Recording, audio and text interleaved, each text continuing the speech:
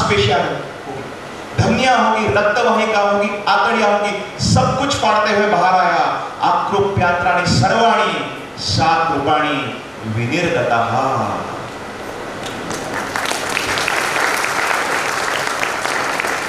दोस्तों, अफजल खान यहां मरा नहीं था। महाराज ने उसे ढकेला, वो बाहर शामियाने के बाहर चल दिए। कृष्णाजी भास्कर खान का वकील तलवार लेकर आया, महाराज ने उसको भी मारा। खान जो चिल्लाया था उसका आक्रोश बाहर अब तक पहुंच गया था। महाराज के 10 अंगरक्षकों ने खान के 9 अंगरक्षकों को मार गिराया था, पर एक अंगरक्षक खान का महाराज की तरफ दौड़ रहा था। ये महाराज के एक अंगरक्षक ने देखा था। जो अंगरक्षक खान का महाराज की तरफ दौड़ रहा था उसने हाथों में दांड पट्टा पहना था, और जो महाराज के अंगरक्षक थे उनके भी हाथों में दांड पट्टा था। उन्होंने भी चीते जैसी दौड़ लगाई थी। और मित्रों, बड़ा सैयद का महाराज पर उठाया हुआ दांड पट्टे का हाथ महाराज तक पहुंचना छोड़ी दो, उसके कंधे में से मुड़ने के पहले ही जीवाजीराव महाले ने अपने हाथ के दांड पट्टे से जड़ से उखाड़ दिया और उसी दांड पट्टे से बड़ा सैयद को भी मार दिया। खान बाहर आया, पेट संवरते हुए फटा हुआ। महाराज पर उसने एक वार निकाला, वो नाकाम रहा। महाराज ने उसे ढकेल दिया, वो मिट्टी में जाकर गिरा। वो कहा जो पालकी उठाने वाले वो वहां आए, उन्होंने वो फटा हुआ खान पालकी में डाला और वो पालकी दौड़ाने लगी। तो महाराज के एक अंगरक्षक उनके पीछे दौड़े, तलवार से उनके पैर मारे, पालकी नीचे गिर गई। और ये संभाजी काऊजी कोंढाळकर ने खान का मस्तक अपने तलवार से चीर दिया और वो लेकर महाराज के पास आए। मांझी का काम अब खत्म हो गया था पूरी तरह से। महाराज ने आप अभी अपने लोगों को लेकर प्रतापगढ़ नजदीक करना शुरू किया। जैसे ही लोग दिखे, महाराज ने आज्ञा दी, भांडी बजवा, मतलब तोहफे बजाओ। और जावली के जंगल में प्रतापगढ़ की तोहफों की गूंज सुनाई दी। और ये इशारा था, मैंने जो पहले बताया था, उन सभी साथियों के लिए। और वो टूट पड़े इस प्रकार से, दुश्मन एक तो शरण आया है या मारा गया है।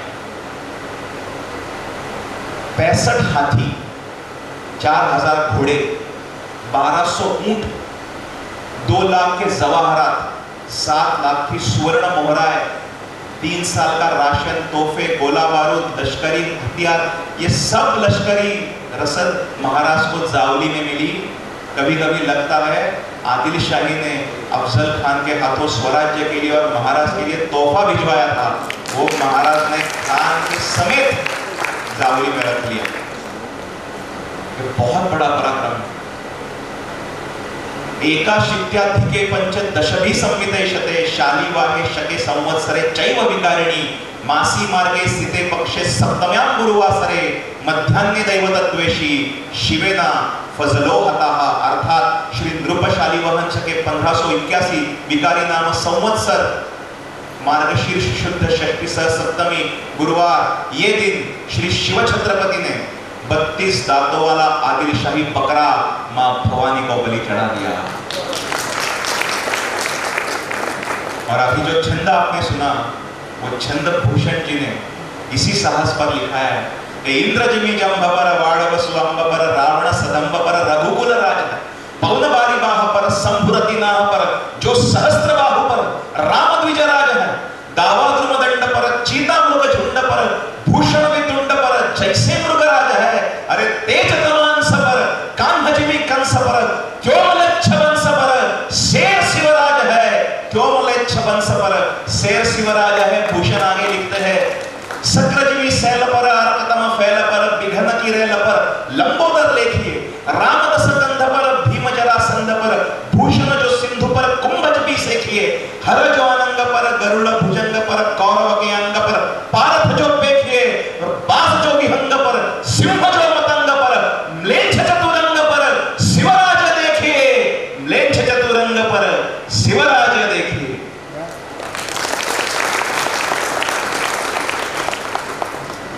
इसकी समाप्ति एक लिखे हुए कुछ शब्दों से करना चाहता हूं।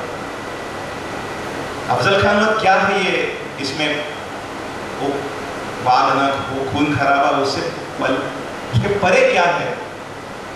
ये बंद थे वो द्वार सारे, खिड़कियां भी बंद थी। बंद थे वो द्वार सारे, खिड़कियां भी बंद थी। कैलाश के उस अधिपति की आंखें दोनों मुंद थी। चंडिका के हाथों का शस्त्र अब उठता नहीं, चंडिका के हाथों का वो शस्त्र अब उठता नहीं। जिह्वा पे उसके दुर्जनों का रक्त अब लगता नहीं। संस्कृति इस राष्ट्र की बेजान सी एक लाश है, संस्कृति इस राष्ट्र की बेजान सी एक लाश है। चीखों से बस भर भरा सन्नाटों का अवकाश है, चीखों से बस भर भरा सन्नाटों का अवकाश है। मजबूत भरोसा जिन पे था वो दिशाएं सारी धुंधली है, मजबूत भरोसा जिन पे था वो दिशाएं सारी धुंधली है। कौन सुनेगा त्राहिमाम, ये सबसे बड़ी पहेली है। हतबलताएं ऐसी जब जब परमेश्वर को आई है, हतबलताएं ऐसी जब जब परमेश्वर को आई है। निर्भय होकर मनुष्य ने वो चुनौतियां अपनाई है। और कैसे थे शिवाजी महाराज? जब परमेश्वर हतबल था तब शिवाजी महाराज खड़े हुए थे। निर्भय होकर मनुष्य ने वो चुनौतियां अपनाई हैं। अद्भुत अदम्य परम शौर्य की राहें जिसने नापी है, अद्भुत अदम्य परम शौर्य की राहें जिसने नापी है। काल की अखंड धारा उसकी सदैव गाथा गाती है, काल की अखंड धारा उसकी सदैव गाथा गाती है। प्रतिकूलता से भरा हुआ जब द्वार समय का खुल गया, प्रतिकूलता से भरा हुआ जब द्वार समय का खुल गया। सह्याद्री का अटल स्तंभ हो भीतर से कुछ हिल गया। सहन शक्ति की लक्ष्मण रेखा हो चुकी है कब की पार, सहन शक्ति की लक्ष्मण रेखा हो चुकी है कब की पार। प्यासे नाखूनों की देखो पल पल बढ़ती तेज धार। त्राहिमाम की अगणित लहरें जाकर उस पे टकराई, त्राहिमाम की अगणित लहरें जाकर उस पे टकराई। फिर स्वयं तेज ने पुरुषार्थ की है चिंगारी सुलगाई, फिर स्वयं तेज ने पुरुषार्थ की है चिंगारी सुलगाई। अंधकार की साजिशों का चक्रव्यूह भेदने, अंधकार की साजिशों का चक्रव्यूह भेदने। दहशत कैसे दफनाए ये अफसाने लिखने, दहशत कैसे दफनाए ये अफसाने लिखने। पांचजन्य ललकारा और डमरू का बंधन है टूटा, पांचजन्य ललकारा और डमरू का बंधन है टूटा। विनाशकारी दहाड़ गरज के नरसिंह है देखो आप प्रकटा, विनाशकारी दहाड़ गरज के नरसिंह है देखो आप प्रकटा।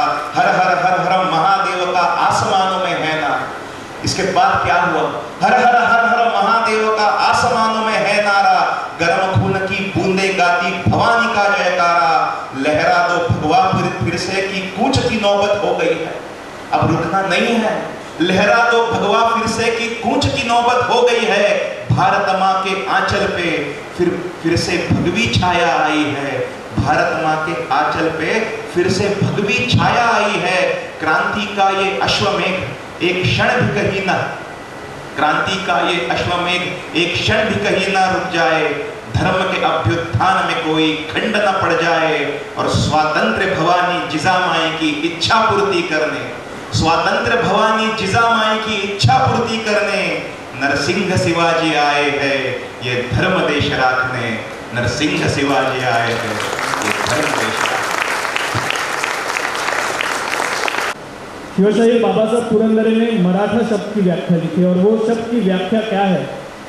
तो औरंगजेब के धर्मांध निशान के नीचे जो कोई भी खड़ा हुआ, वो कौन से भी जात धर्म पंथ जाति भाषा का हो, वो हर एक मोगल है।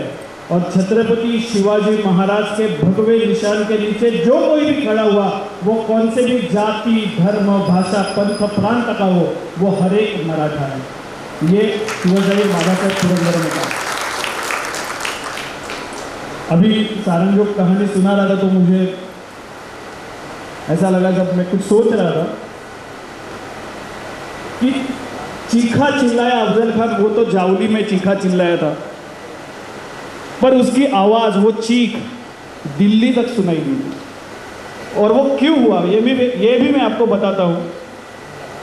जैसे हम लोग बोलते हैं कि announcing himself on national stage, Shivaji Maharaj ने जब अफजल खान को जावली में मार दिया, एक ही बार दहशत ऐसी फैला दी, एक ही बार हिंसा की दहशत ऐसी फैला दी कि शिवाजी महाराज की कर्तृत्व की दखल खुद हिंदुस्तान के बादशाह औरंगज़ेब को लेनी पड़ी और औरंगज़ेब ने खुद के मामा को आमिर उल उमराव शाइस्ता खां को शिवाजी महाराज पे भेज दिया।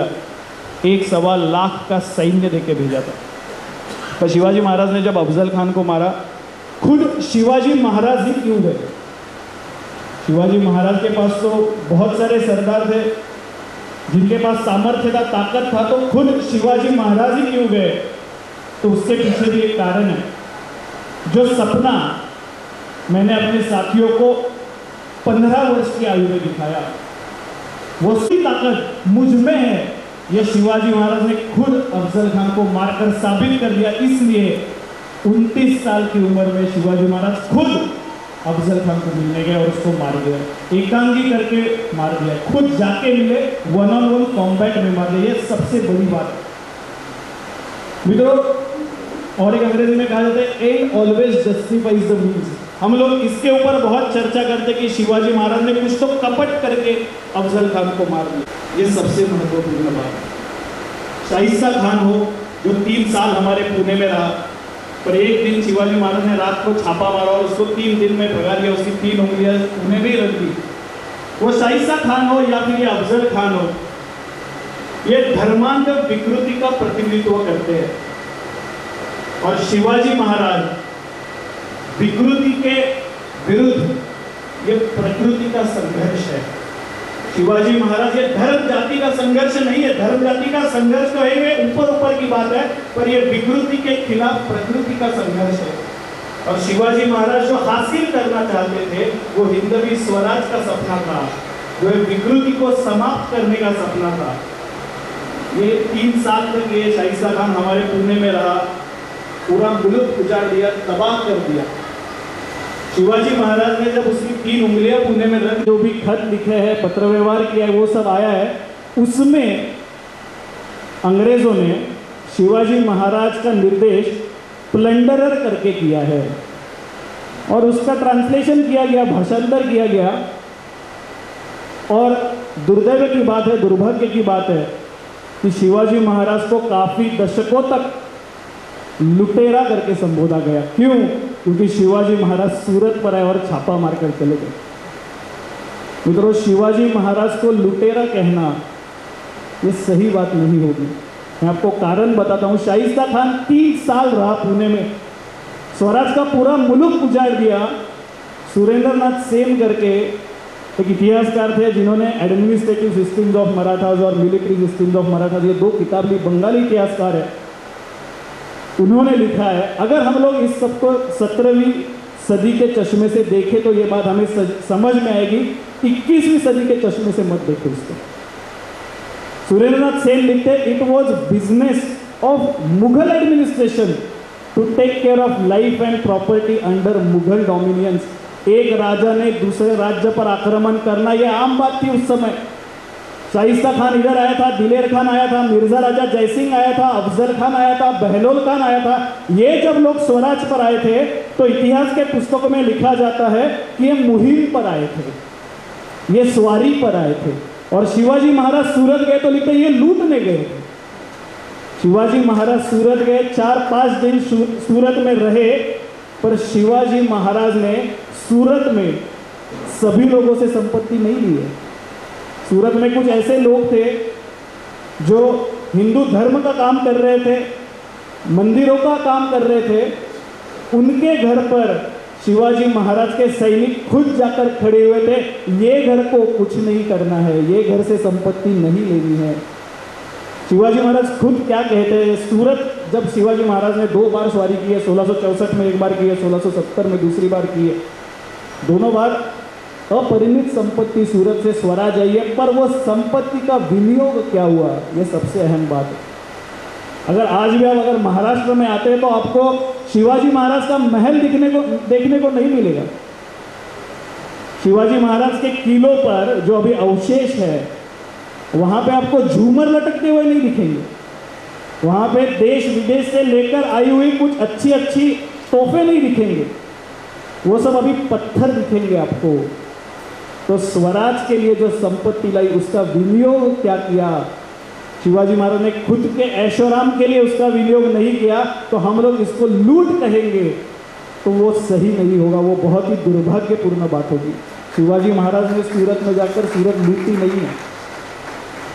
और मुझे ऐसा लगता है इस प्रयोग की सबसे बड़ी उपलब्धि वो होगी अगर हमारे आयु में दुनिया में किसी भी मंच पर या फिर कौन से भी किताब में या फिर किसी भी व्यक्ति द्वारा शिवाजी महाराज का निर्देश उल्लेख लुटेरा करके ना हो।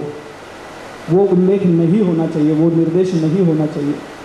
शिवाजी महाराज ने वो संपत्ति का विनियोग कैसे किया, शिवाजी महाराज 2 बार सूरत क्यों गए, ये जान लेना और उसके बारे में सोचना ज़्यादा महत्वपूर्ण होगा। सूरत सबसे संपन्न शहर था, मुगलों का व्यापारी केंद्र था। और सबसे महत्वपूर्ण बात ये थी कि सूरत ये मुगलों के लिए हिंदुस्तान से मक्का जाने का द्वार था। तो अफजल खान का पेट एक तरफ, शास्ता खान की उंगलियां एक तरफ, पर शिवाजी महाराज ने जब 2 बार सूरत पर सवारी की तो उन्हें आलमगीर औरंगजेब का नाक काट दिया था।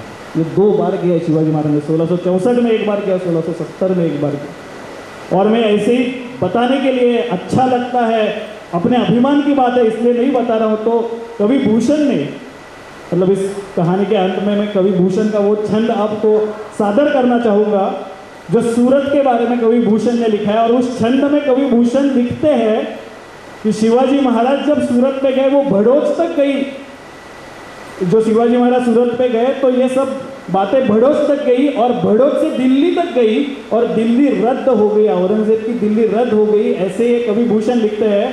कवि भूषण लिखते हैं, दिल्ली दलन गजाय के शिव सर्जा निरसंक, दिल्ली दलन गजाय के शिव सर्जा निरसंक, लूट लियो सूरती शहर बंकक करी अतिडंक, बंकक करी अतिडंकक करी अस संकट करी हल, सोचत चकित भरोचत चलिय विमोचत चखचल, तठ्ठट ठई मन कठ्ठट ठिकसो रठ्ठट ठिलिय, सत्तत दिसी दिसी मद्दत दबी वही रद्दत दिल्ली।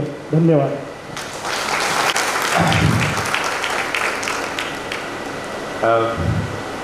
शिवचरित्र जो प्रमुख कहानियां हैं उनके पीछे गर्भित अर्थ क्या है, ये हम आपके सामने रखने की कोशिश कर रहे हैं।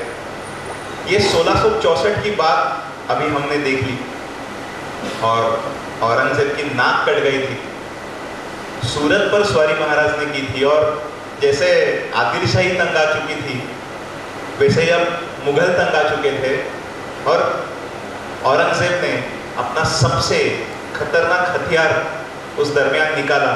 और आप सबको पता रहेगा कि मिर्जा राजा जयसिंह और दिलेर खान पठान के नेतृत्व में बहुत बड़ी फौज स्वराज्य पर आई। मिर्जा राजा जैसे उत्तम सेनापति था वैसे वो एक दरबारी राजकारणी भी था। तो शिवाजी महाराज को और स्वराज्य को बताने के, अभी मैं बता रहा हूं तो भी मुझे थोड़ा दर्द हो रहा है अंदर से, पर यह सच है, यह इतिहास है कि शिवाजी महाराज ने और स्वराज्य ने 1665 में सबसे बड़ी मात खाई। पुरंदर के संधि पर मिर्जा राजा के छावनी में निहत्ते जाकर दस्तखत किए हैं, हस्ताक्षर किए हैं। उसके बाद शंभूराजे मुगलों के 5000 मनसबदार बने हैं, 5000 सवारों के। कहानी यहाँ भी खत्म नहीं होती। पुरंदर के संधि का एक कलम ये भी था कि शिवाजी महाराज मुगलों के साथ मुहिम पर जाएंगे आदिल शाही मुल्क कब्जा करने के लिए, और वो जब कब्जा कर लेंगे तब वो मुल्क स्वराज्य का नहीं होगा, वो मुल्क शिवाजी महाराज को मुगलों को देना पड़ेगा। इसी दरमियान 16 जनवरी 1666 महाराज एक मुहिम पर थे और नेतोजीराव पालकर को संदेशा भेजा था कि आप मुझे ऐसे ऐसे समय आकर मिले तो हम आगे जाएंगे और आक्रमण कर वो जगह, वो किला ले लेंगे। नेतोजीराव समय पर पहुंचे नहीं, महाराज ने आक्रमण शुरू कर दिया तो शत्रु दुश्मन वो साबित था, तैयार था। तो महाराज के आंखों के सामने 1000 सिपाही काटे गए। महाराज बड़े क्रोधित हुए। नेतोजीराव जब सामने आए तब एक प्रकार से झगड़ा हुआ। नेतोजीराव महाराज को छोड़ के पहले आदिल शाही और फिर मुगलों के पास चले गए।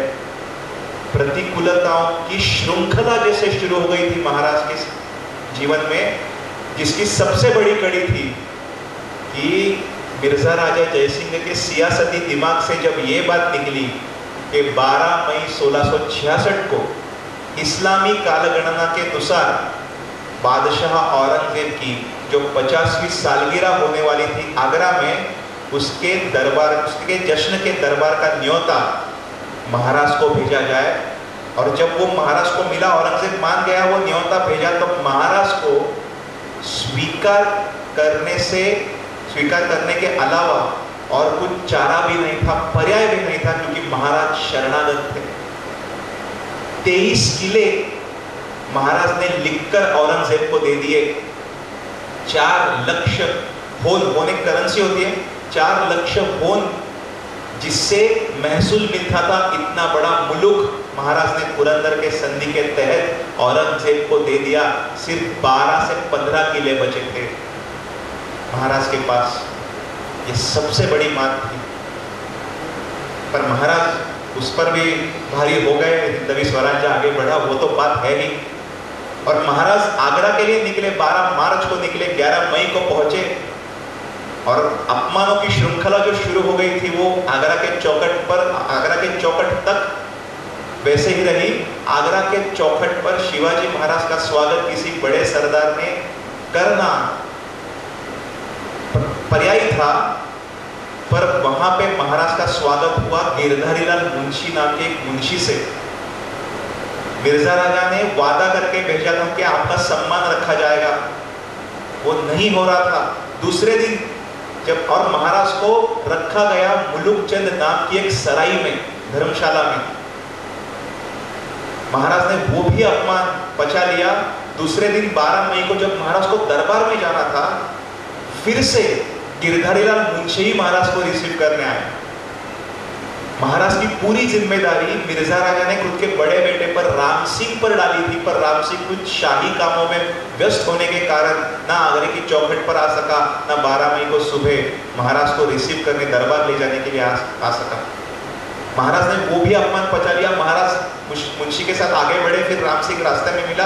मैं ये सब बता रहा हूँ क्यों, आपको समझ में आएगा। महाराज दरबार पहुंचे और औरंगजेब ने, महाराज जब औरंगजेब के सामने खड़े हुए छोटे शंभूराजे को लेकर, दोस्तों औरंगजेब ने महाराज के तरफ देखा भी नहीं, बात भी नहीं की। ऐसे जब अवसर आते हैं दरबार में, कोई व्यक्ति दरबार में आती है, तब उपाधि दी जाती है बादशाह के ओर से, वो भी कुछ हुआ नहीं। और महाराज को फिर खड़ा कर दिया गया 2,500 मनसबदारों के जत्थे में। महाराज का बेटा 5,000 का मनसबदार था, और महाराज ने तो संधि की थी औरंगजेब के साथ, और उनको 2,500 मनसबदारों के जत्थे में जब खड़ा कर दिया गया, महाराज का पारा अब माथे की तरफ जा रहा था। वो भड़का कब? जब महाराज ने उनके सामने खड़े जिस व्यक्ति को देखा, उसकी पीठ देखी, और उनको पता चला कि यह व्यक्ति कौन है।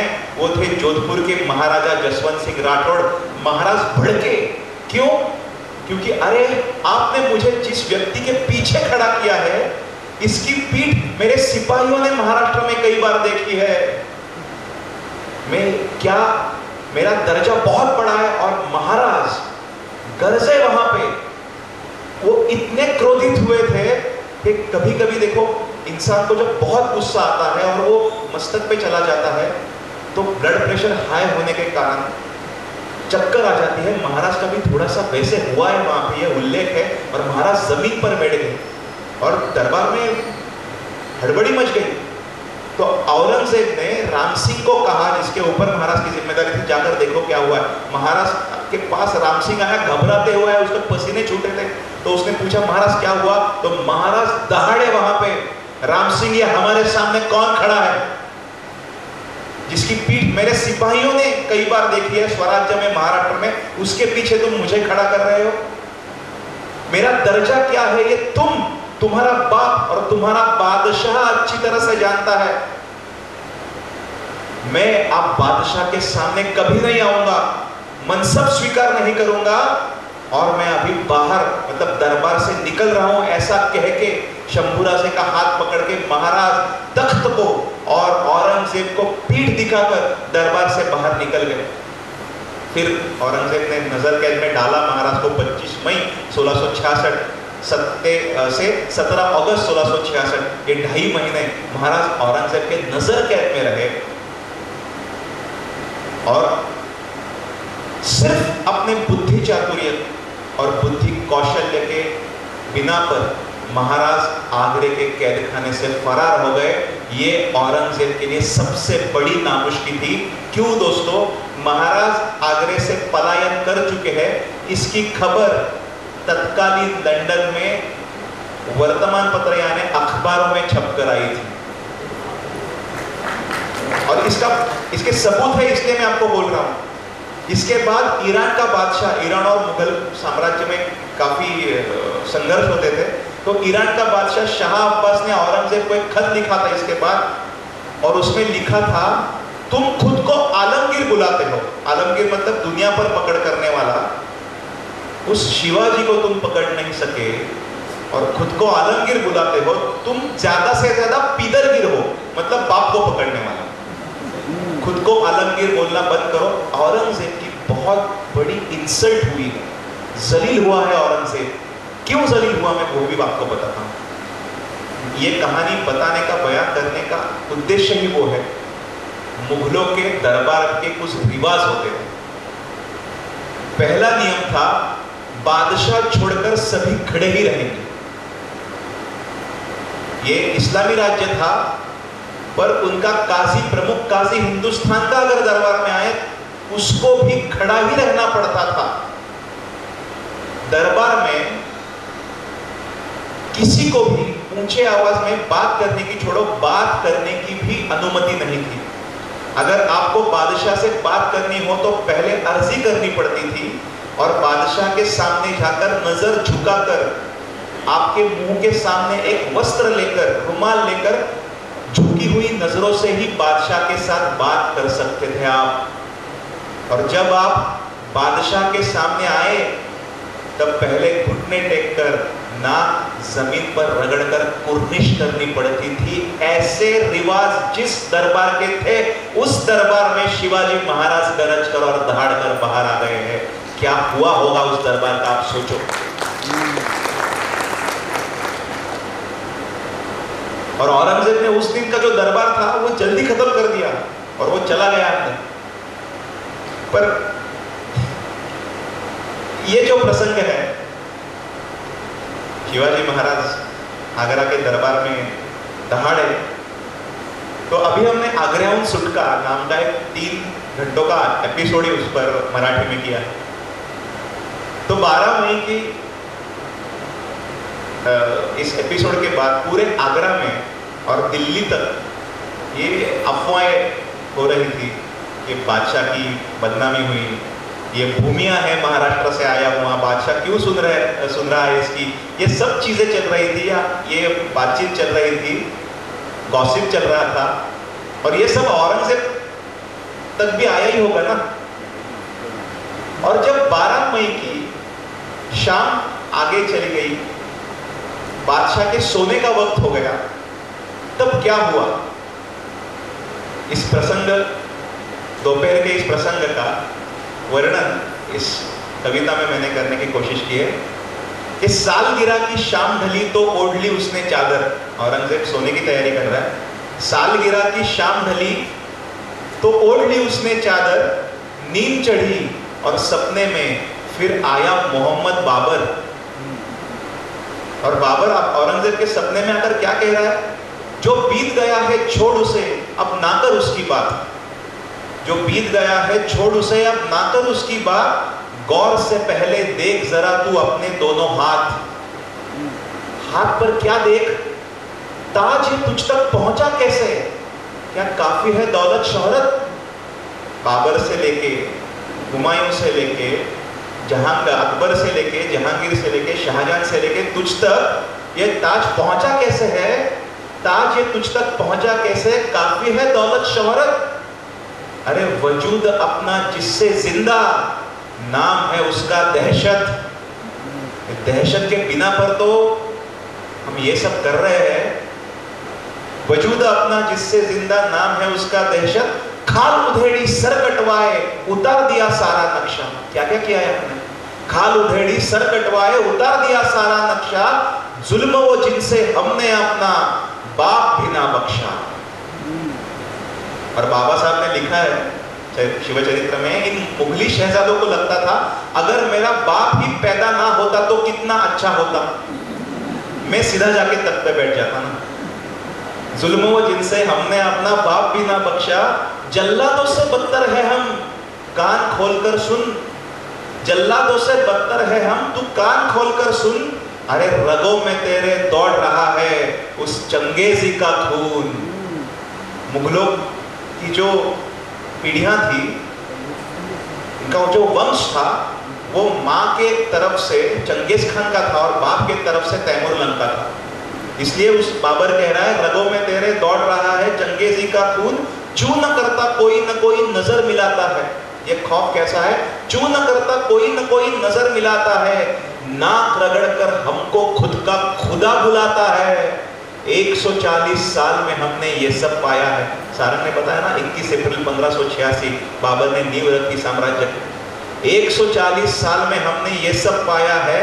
इस खौफ का गहरा सन्नाटा पूरे मुल्क पर छाया है, पर भरी दोपहरी खौफ ने आज इस खौफ का गहरा सन्नाटा पूरे मुल्क पर छाया है, पर भरी दोपहरी खौफ ने आज इस करा तमाचा खाया है। भरी दोपहरी खौफ ने आज इस करा तमाचा खाया है, भरी दोपहरी खौफ ने आज इस करा तमाचा खाया है कि सारी इज्जत बाजार में वो नीलाम करके आया है। 140 साल लगे थे ये सब कमाने के लिए। एक आदमी गरज गया तेरे दरबार में औरंगजेब, और देख क्या हो गया है। सारी इज्जत बाजार में नीलाम करके आया है। दीवारे दरबार ये लश्कर चौक गया आवाम ये सारा। दीवारे दरबार ये लश्कर चौक गया आवाम ये सारा, कि खुले आम एक काफिर ने आज मुगलों को ललकारा। खुले आम एक काफिर ने आज मुगलों को ललकारा, ये चिंगारी अंगार बने ना, नसीहत तुझको देता हूं। ये चिंगारी अंगार बने ना, नसीहत तुझको देता हूं, क्योंकि मुगलों के इस तख्त का बेटे मैं पहला बाप हूं। मुगलों के इस तख्त का बेटे मैं पहला बाप हूं, और तेरे सल्तनत के सीने पर ये बारूद कहीं ना फट जाए। सल्तनत के सीने पर ये बारूद कहीं ना फट जाए, और उस सल्तनत, माफ कीजिएगा, तेरे सल्तनत के सीने पर ये बारूद कहीं ना फट जाए, और उस दहशत के अंजाम की ये शुरुआत कहीं ना बन जाए। उस दहशत के अंजाम की ये शुरुआत कहीं ना बन जाए। क्या कह रहा है? जो बीत गया है छोड़ उसे, अब ना कर उसकी बात। जो बीत गया है छोड़ उसे, अब ना कर उसकी बात। गौर से पहले देख जरा तू अपने दोनों हाथ। हाथ पर क्या देख? ताज ही तुझ तक पहुंचा कैसे? क्या काफी है दौलत शोहरत? बाबर से लेके, हुमायूं से लेके, जहांगीर, अकबर से लेके, जहांगीर से लेके, शाहजहां से लेके तुझ तक ये ताज पहुंचा कैसे है? ताज ये तुझ तक पहुंचा कैसे? काफी है दौलत शोहरत। अरे वजूद अपना जिससे जिंदा नाम है उसका दहशत। दहशत के बिना पर तो हम ये सब कर रहे हैं। वजूद अपना जिससे जिंदा नाम है उसका दहशत, खाल उधेड़ी सर कटवाए उतार दिया सारा नक्शा। क्या क्या किया है हमने? खाल उधेड़ी सर कटवाए उतार दिया सारा नक्शा, जुल्म वो जिनसे हमने अपना बाप भी ना बख्शा। और बाबा साहब ने लिखा है शिव चरित्र में, इन मुगली शहजादों को लगता था अगर मेरा बाप ही पैदा ना होता तो कितना अच्छा होता, मैं सीधा जाके तख्त पे बैठ जाता ना। जुल्म वो जिनसे हमने अपना बाप भी ना बख्शा, जल्लादों से बदतर है हम, कान खोलकर सुन। जल्लादों से बदतर है हम, तू कान खोलकर सुन। अरे रगों में तेरे दौड़ रहा है उस चंगेजी का खून। मुगलों की जो पीढ़ियां थी, इनका जो वंश था वो माँ के तरफ से चंगेज खान का था और बाप के तरफ से तैमूर लंका था। इसलिए उस बाबर कह रहा है, रगों में तेरे दौड़ रहा है चंगेजी का खून, चू न करता कोई न कोई नजर मिलाता है। ये खौफ कैसा है? चू न करता कोई न कोई नजर मिलाता है, नाक रगड़ कर हमको खुद का खुदा बुलाता है। 140 साल में हमने ये सब पाया है। सारंग ने बताया ना, 21 अप्रैल 1586 बाबर ने नींव रखी साम्राज्य की। 140 साल में हमने ये सब पाया है। इस खौफ का गहरा सन्नाटा पूरे मुल्क पर छाया है, पर भरी दोपहरी खौफ ने आज इस खौफ का गहरा सन्नाटा पूरे मुल्क पर छाया है, पर भरी दोपहरी खौफ ने आज इस करा तमाचा खाया है। भरी दोपहरी खौफ ने आज इस करा तमाचा खाया है। भरी दोपहरी खौफ ने आज इस करा तमाचा खाया है कि सारी इज्जत बाजार में वो नीलाम करके आया है। 140 साल लगे थे ये सब कमाने के लिए। एक आदमी गरज गया तेरे दरबार में औरंगजेब, और देख क्या हो गया है। सारी इज्जत बाजार में नीलाम करके आया है। दीवारे दरबार ये लश्कर चौक गया आवाम ये सारा। दीवारे दरबार ये लश्कर चौक गया आवाम ये सारा, कि खुले आम एक काफिर ने आज मुगलों को ललकारा। खुले आम एक काफिर ने आज मुगलों को ललकारा। ये चिंगारी अंगार बने ना, नसीहत तुझको देता हूं। ये चिंगारी अंगार बने ना, नसीहत तुझको देता हूं, क्योंकि मुगलों के इस तख्त का बेटे मैं पहला बाप हूं। मुगलों के इस तख्त का बेटे मैं पहला बाप हूं, और तेरे सल्तनत के सीने पर ये बारूद कहीं ना फट जाए। सल्तनत के सीने पर ये बारूद कहीं ना फट जाए, और उस सल्तनत, माफ कीजिएगा, तेरे सल्तनत के सीने पर ये बारूद कहीं ना फट जाए, और उस दहशत के अंजाम की ये शुरुआत कहीं ना बन जाए। उस दहशत के अंजाम की ये शुरुआत कहीं ना बन जाए।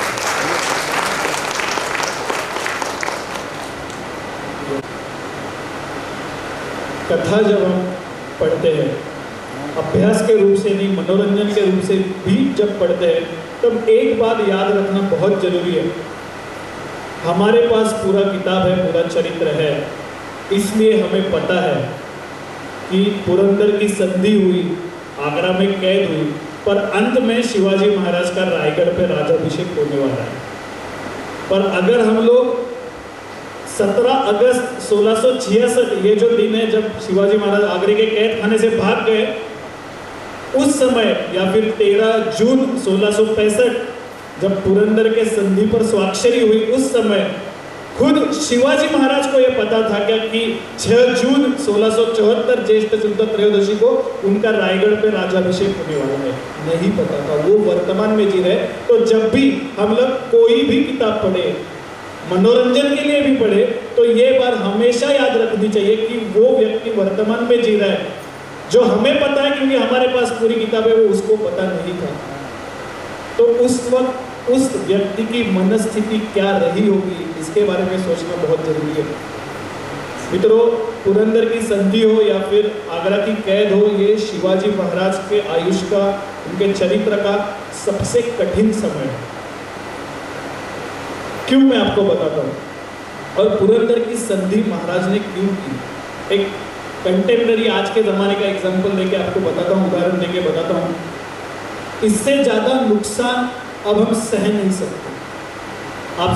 आप में से कई लोग अगर शेयर मार्केट करते होंगे, ट्रेडिंग करते होंगे, तो ट्रेडिंग में स्टॉप लॉस करके एक कंसेप्ट है। इससे ज़्यादा नुकसान अब मैं सह नहीं सकता, तो जितना नुकसान हुआ उतना काफ़ी है, तो स्टॉप लॉस लगाते हैं ट्रेडिंग में। शिवाजी महाराज ने पुरंदर की संधि करके स्वराज का स्टॉप लॉस लगा दिया। इससे ज़्यादा नुकसान अभी हम लोग सहन नहीं कर सकते।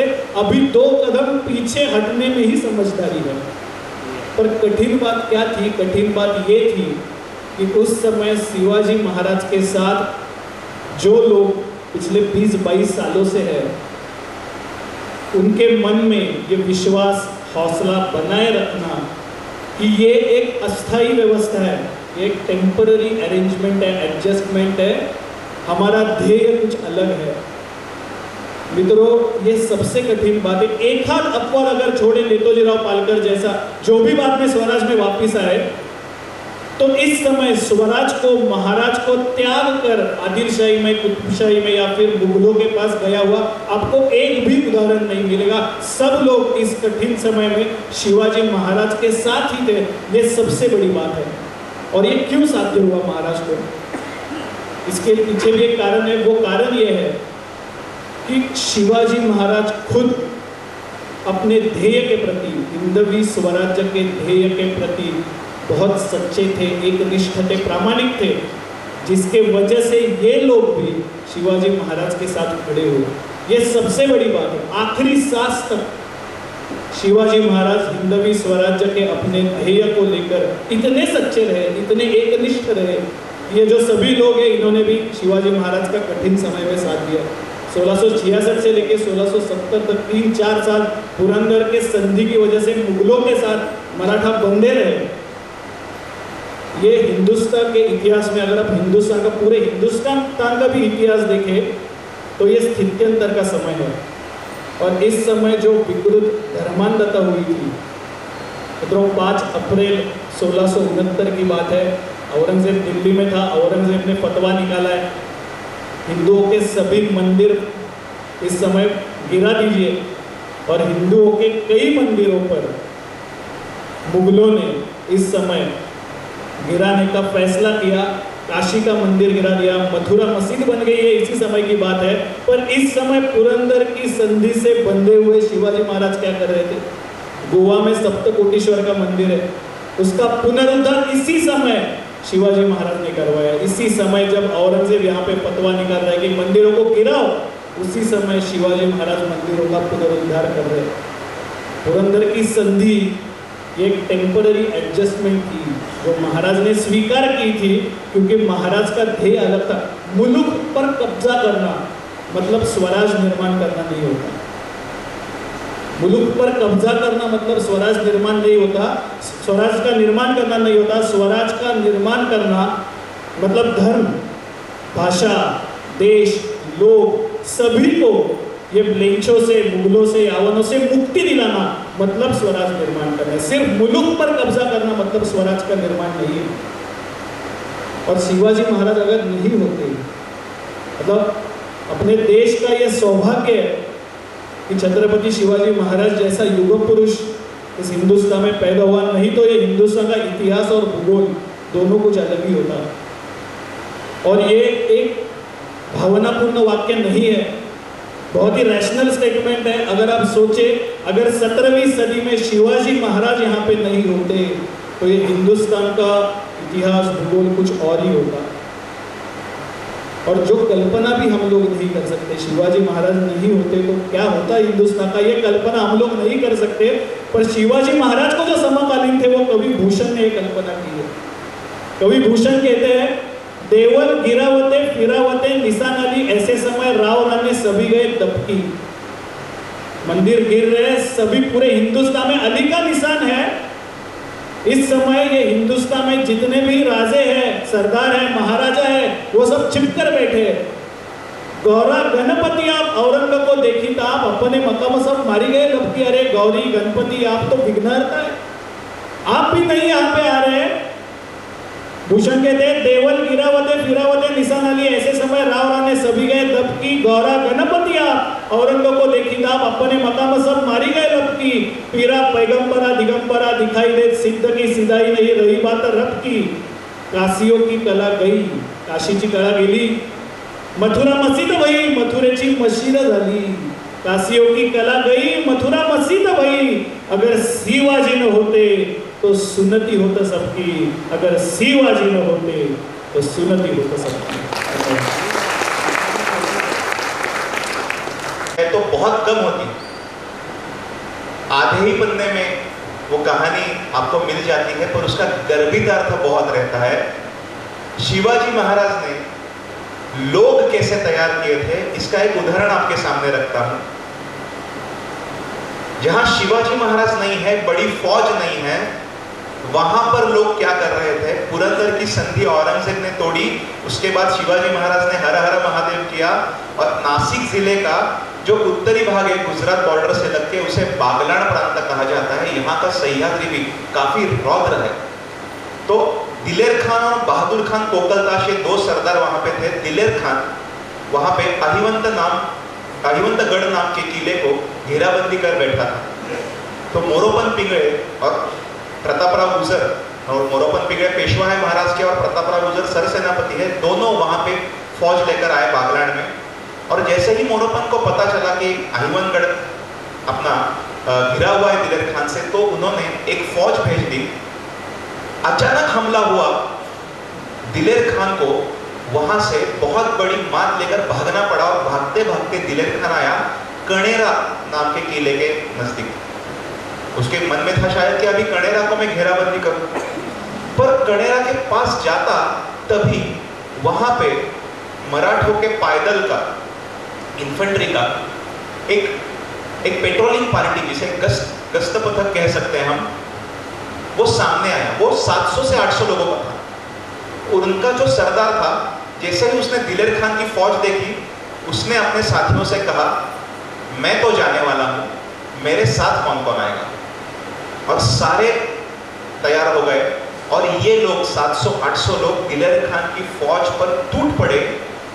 उल्लेख ऐसा है कि भरे मैदान में, खुले मैदान में मराठों की एक छोटी टुकड़ी पूरी तरह से, पूरे चारों ओर से मुगलों के सेना से वो गिर गए, और 1-1.5 प्रहर यानी 3-3.5 घंटे उन्होंने झगड़ा किया, और सारे मराठे बदन पर 20-20, 30-30 घाव लेकर, ये ऐसे लिखा है ना, 20-20, 30-30 घाव भालों के और तीर के, बाणों के लेकर वही उन्होंने दम तोड़ दिया, बलिदान दे दिया।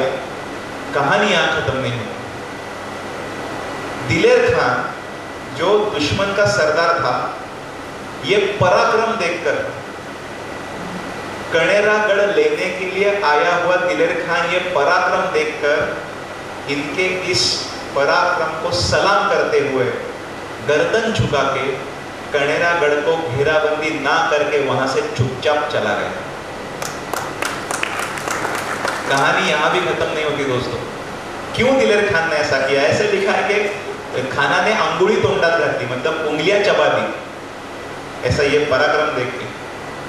क्यों खान ने ऐसा किया? क्योंकि दोस्तों, ये 800 लोग जिस फौज पर टूट पड़े थे ना दिलेर खान की, वो कम से कम 12,000 की थी। किसने कहा था इनसे, ये रामाजीराव पांगेरा सरदार, किसने कहा था इनसे जाकर झगड़ा करो? पर ऐसी छोटी छोटी लड़ाइयों में जब गर्भित अर्थ छुपा है, मराठों का जो हौसला छुपा है, शिवाजी महाराज ने ऐसे लोग तैयार किए हैं। इसी के कारण शिवाजी महाराज के देहांत के बाद 27 साल हिंदुस्तान का बादशाह हमारे महाराष्ट्र में घूमता रहा, फिरता रहा, पर उसको ना एक किला मिला, ना 1 इंच जमीन मिली, पर हमने उसे 3.5 गज जमीन दे दी, आखिरी जमीन कब्र के लिए।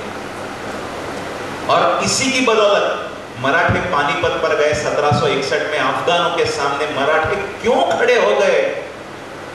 और जो वहां पे खड़े थे, उनके जो वंशज है वो सारे सामने बैठे हैं। मालवा में है हम आज, पवार है, जाधव है, बहुत से लोग हैं, होड़कर है, सिंधिया जी है। इन छोटी छोटी लड़ाइयों में ये गर्भित अर्थ मिलता है कि बहुत मायने रखती है लड़ाई।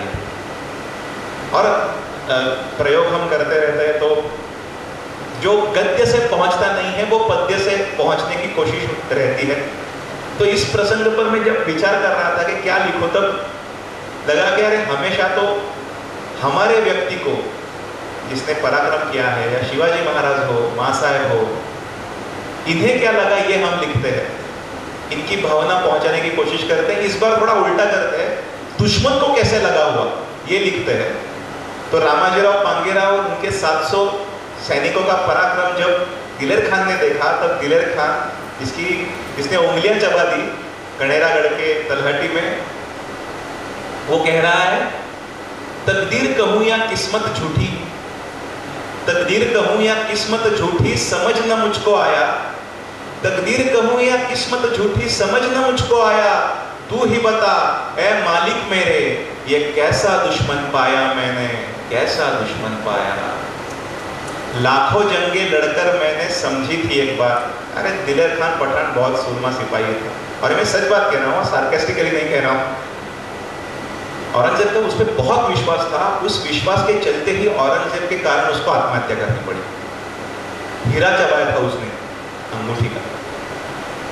लाखों जंगे लड़कर मैंने समझी थी एक बार कि कई सूरमा डर जाते हैं देख सामने मौत, पर टूट गया ये यकीन मेरा, टूट गया ये यकीन मेरा आया जब मैं दक्खन, टूट गया ये यकीन मेरा आया जब मैं दक्खन। अरे डर जाती है मौत जिससे, देखा ऐसा दुश्मन मैंने, देखा ऐसा दुश्मन। परवाह जरा भी इनको न होती, मुट्ठी भर है हमारे 800 लोग आ रहे हैं, 12,000 की पहुंच गए। परवाह जरा भी इनको न होती, मुट्ठी भर है हम, चीर देंगे पहाड़ पत्थर रखते ऐसा दम। झुक जाती है तलवारें, झुक जाती है तलवारें जब देखे इनके तेवर, झुक जाती है तलवारें जब देखे इनके तेवर, और लेकर चलते घाव जिस्म पर जैसे कीमती जेवर, लेकर चलते घाव जिस्म पर जैसे कीमती जेवर।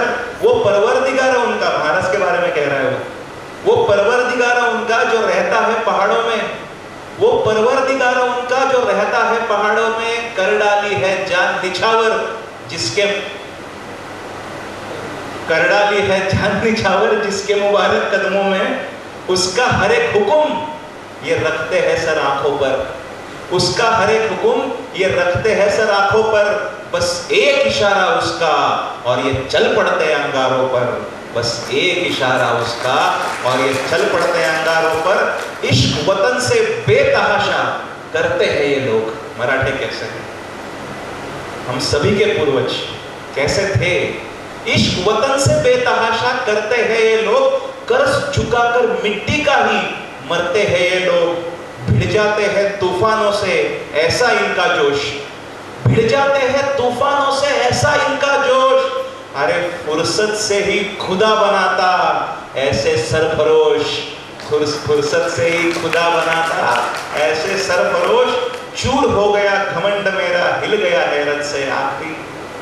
आखिर में दिलेर खां क्या कह रहा है, कणेरा के तलहटी में खड़ा हुआ रामाजीराव पांगीरा के सामने, चूर हो गया घमंड मेरा, हिल गया हैरत से, रामाजी में मुरारबाजी देखा मैंने फिर से। क्योंकि पुरंदर की जब संधि हो रही थी, उस पुरंदर किले पर, उसके माची पर जब दिलेर खान 5,000 कड़वे पठान लेकर सुल्तान ढवा करने के लिए जा रहा था, तब किले के दरवाजे अंदर से खुल गए और मुरारबाजी देशपांडे 1,500 की फौज लेकर 5,000 पठानों पर आकर टूटे, पीछे हटाए उनको। दिलेर खान को माघार लेनी पड़ी। दिलेर खान का तीर उसमें उन्होंने अपने कंठ में लिया, वही दम तोड़ दिया। और जब दिलेर खान ने उसका शौर्य देखा था, तब दिलेर खान ने ऑफर दी थी मुरारबाजी देशपांडे को, अरे तू बादशाह चा कौल घे, मतलब बादशाह के पास आ, मैं तुझे संपत्ति दूंगा, ऐश्वर्य दूंगा। तब मुरारबाजी ने पुरंदर के माची पर कहा था, मी शिवाजी राजाचा शिपाई गडी, मतलब मैं महाराज का सिपाही हूं, तुझ्या बादशाहचा कौल घेतो की काय। और ऐसे ही दूसरा एक मुरारबाजी कणेरा के पास दिलेर ने देखा। तब दिलेर ने कहा कि चूर हो गया घमंड मेरा, हिल गया हैरत से, रामाजी में मुरारबाजी देखा मैंने फिर से। जंगे मैदान पुरंदर का दोबारा सामने आया, और तू ही बता है मालिक मेरे ये कैसा दुश्मन पाया मैंने, कैसा दुश्मन। पुणे में ही टाइम्स ऑफ इंडिया जो न्यूज़पेपर है, उसके एक प्रतिनिधि ने हमारा एक इंटरव्यू लिया था, और उन्होंने एक सवाल पूछा था वो इंटरव्यू के दौरान। वो ऐसा था कि why Marathi people are so excited about Shivaji Maharaj. आपको इतनी एक्साइटमेंट क्यों रहती है? तो उसका जवाब तो दिया, पर वो जवाब देते समय मैंने उनको एक बात कही, वो ये थी कि we have every right to be excited about Shivaji Maharaj, but the main thing is we should be excited for right reasons. हमारे जो कारण है एक्साइटमेंट के वो सही होने चाहिए। और अभी हम लोग जो 1-1.5 घंटे से जो बातें सुन रहे हैं, तो हमें ऐसा लग रहा है कि हम वो सब आपको बताने की कोशिश कर रहे हैं कि शिवाजी महाराज को लेके अपनी जो एक्साइटमेंट है उसके कारण सही हो। छत्रपति शिवाजी महाराज ये केवल, जैसे मैंने पहली कथा में कहा, पहली कहानी में कहा, मराठियों का, महाराष्ट्रियन लोगों का अभिमान नहीं है, वो पूरे हिंदुस्तान का अभिमान है। 17वीं सदी औरंगजेब 50 साल तक हिंदुस्तान का बादशाह रहा। जितनी शिवाजी महाराज की उम्र है उतना औरंगजेब का बादशाह होने का कार्यकाल है। विद्रोभूषण ने बहुत सुंदर छंद लिखा है, वो पेश करना चाहूँगा। अभी याद आया इसलिए लिखा तो नहीं है यहाँ पे। ये हिंदुस्तान एक बगीचा है और ये बगीचा में जितने भी, जैसे बगीचे में फूल होते हैं, वैसे हिंदुस्तान के जो सभी राजा है, सरदार है, महाराजा है, वो सभी फूल है। और औरंगजेब एक भौरा है, वो हर एक फूल पर बैठता है और मधु वहाँ से इकट्ठा करता है। पर शिवाजी महाराज चंपा का फूल है जिस पर कभी भौरा नहीं बैठा। तो क्या कहता है कविभूषण? कविभूषण कहते हैं, कुरम कमल कम ध्वज है, कदम्ब फूल गौर है, गुलाब राना केतकी विराज है, पौंडरी पवार जुही सोहत है, चंदावत बकुल बुंदेला अरु हड़ा हंस राज है, भूषण भनत मुचक कुंद पड़ गुजर है, बघेले बसंत सब कुसुम समाज है, सब ही को रस लेके बैठी न सकत आय, अली अवर रंगजेब चंपा शिवराज है, अली अवर रंगजेब चंपा शिवराज है। शिवाजी महाराज को चंपा के फूल कहता है कविभूषण। शिवाजी महाराज, जैसे मैंने आपको बोला, एक भूमि पर जिसको स्वराज बोलते थे वहां पे तो अपना हक जता ही रहे थे। तो शिवाजी महाराज को राज्याभिषेक करने की क्या जरूरत थी? वो तो वैसे भी एक भूमि पर अपना हक जता रहे थे, तो राज्याभिषेक करने के कुछ प्रमुख कारण थे, इसको इंग्लिश में बोलते हैं ट्रेड, ट्रैक, टैक्स। चाहे वो चलन वगैरह हो, चाहे वो आपस में संधि हो, तो वो दर्जा बराबरी का रहता है। गोलकोंडा की कुतुबशाही हो, गुजरात की अजीबशाही हो, दिल्ली के मुगल हो, या फिर यूरोप से आए हुए डच हो, अंग्रेज हो, पोर्तुगीज हो, या फिर सिद्धि हो, अभी हमारा सौदा जो है वो बराबरी का सौदा है। 6 जून 1674 में रायगढ़ में जब शिवाजी महाराज का राज्याभिषेक हुआ, तो ये बात वहां पे शिवाजी महाराज ने संदेश दिया, पूरे हिंदुस्तान को दिया कि अभी हमारा सौदा बराबर का है। तो ये राज्याभिषेक एक अभूतपूर्व घटना है शिवाजी महाराज के कार्य, हिंदुस्तान के कार्य। ये घटना 17वीं सदी में घटी, इसलिए अभी हम यहाँ पे बैठकर आपको कहानियां सुना रहे और आप बहुत ही स्वतंत्रता से ये कहानियां सुन सकते हैं। इसके बाद के 2 प्रसंग मैं आपको बताना चाहूँगा। मुझे लगता है शिवाजी महाराज ने स्वराज स्थापना क्यों किया, इसके ये 2 प्रसंग बहुत महत्वपूर्ण है। लड़ाइयाँ होती है, पराक्रम होते हैं, रणभूमि पर पराक्रम होते हैं, तो ये स्वराज निर्माण हमें क्यों करना है, इसके पीछे क्या कारण है जो आने वाली नस्लों को, पीढ़ियों को प्रेरित करेगा, वो समझना ज़्यादा जरूरी है। तो ये दक्षिण दिग्विजय की कहानी है। कर्नाटक मूवी में रहते शिवाजी महाराज 2.25 साल की मूवी में 1677-78 में ये मूवी हुई थी। उस समय अरुणाचलेश्वर नाम का एक मंदिर था। तिरुवन्नमलाई तमिलनाडु में एक डिस्ट्रिक्ट है, मतलब पुणे से करीब 1.5-2 किलोमीटर दूर है वो तिरुवन्नमलाई में अरुणाचलेश्वर नाम का एक मंदिर था। वहाँ पे उन्होंने इसको भ्रष्ट किया था और वहाँ पे मस्जिद बना दी। शिवाजी महाराज जब दक्षिण दिग्विजय के लिए तमिलनाडु गए थे, उनको जब ये पता चला 1677 के अक्टूबर महीने में बात आपको बता रहा हूँ, शिवाजी महाराज को पता चला कि यहाँ पे अरुणाचलेश्वर नाम का मंदिर था जिसको भ्रष्ट कर दिया गया है, जिसका रूपांतर भी मस्जिद में किया गया है। शिवाजी महाराज ने 1677 के अक्टूबर महीने में वो मंदिर का पुनरुद्धार किया और वहाँ पे कार्तिक पूर्णिमा का, त्रिपुरी पूर्णिमा का बहुत बड़ा उत्सव होता था। शिवाजी महाराज ने 1677 के अक्टूबर महीने में वहाँ पे वो त्रिपुरारी पूर्णिमा का उत्सव वापस शुरू किया। मित्रों, बताते हुए अत्यंत समाधान हो रहा है, आनंद मिल रहा है कि आज भी अगर आप गूगल पे इंटरनेट पे जाकर देखो तो पूरे हिंदुस्तान में सबसे बड़ा त्रिपुरारी पूर्णिमा उत्सव कहाँ पे हो रहा है, तो वो तिरुवनंतपुरम के मंदिर पे हो रहा है, जो महाराष्ट्र से करीब 1,500 किलोमीटर दूर। ये शिवाजी महाराज की वजह से हो रहा है। ये स्वराज का निर्माण मतलब ये धर्म की रक्षा करने के लिए मैं स्वराज का निर्माण कर रहा हूँ। ये चीज शिवाजी महाराज के मन में कायम थी और उनके वंशजों के मन में भी कायम थी। इसलिए हिंदवी स्वराज्य का रूपांतर 18वीं सदी में मराठा साम्राज्य में हुआ और वो जहाँ पे हुआ वो मालवा में हुआ, जहाँ पे आज हम लोग बैठे। बहुत बड़ी बात जो शिवाजी महाराज अपने आयु में नहीं कर पाए, जो मंदिर वो स्वतंत्र नहीं कर पाए, वो उनके वंशजों ने करके लिखा है, तो उसके लिए प्रेरणा शिवाजी महाराज से, ये सबसे बड़ी बात। तो आपको ताज्जुब होगा, शिवाजी महाराज का जो महाराष्ट्र में स्वराज था, उसका जो एरिया था वो 65,000 स्क्वायर किलोमीटर था। ध्यान से सुनिए, शिवाजी महाराज का महाराष्ट्र में जो स्वराज था, जो आज का महाराष्ट्र है, वो 65,000 स्क्वायर किलोमीटर का था। और दक्षिण दिग्विजय के जब शिवाजी महाराज ने और 2 साल बाद वापिस आए, तो आज के दक्षिण के जो 4 राज्य है, कर्नाटक है, आंध्र प्रदेश, तमिलनाडु और तेलंगाना में केरल है, ये 4-5 जो राज्य है, तो शिवाजी महाराज का कर्नाटक प्रांत में हिंदवी स्वराज्य था, उसका जो एरिया था वो 1,31,000 स्क्वायर किलोमीटर का था।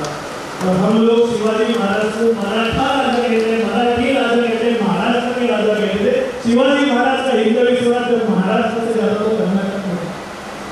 शिवाजी महाराज किसी प्रांत के राजा नहीं है। सरकार बंगाली इतिहासकार है, बहुत ही बड़े हिस्टोरियन शिवाजी महाराज के बारे में क्या लिखते हैं? यदुनाथ सरकार लिखते हैं शिवाजी महाराज के बारे में, the historians of Shivaji at the end of careful study of all the records in 8 different languages are bound to admit that Shivaji was not only the maker of Maratha kingdom but also the greatest constructive genius of medieval India. सिर्फ मराठा राज्य उन्होंने पैदा नहीं किया, वो मध्ययुगीन भारत के शिल्पकार थे। आगे वो कहते हैं states fall, dynasties break up, empires become extinct, but the memory of true hero as king like Shivaji remains an imperishable historical legacy for the entire human race. सिर्फ मराठी मानुस के लिए नहीं, सिर्फ महाराष्ट्र के लिए नहीं, सिर्फ हिंदुस्तान के लिए भी नहीं, अखंड मानव जाति के लिए जो चिरंतन प्रेरणा का स्रोत है वो है छत्रपति शिवाजी।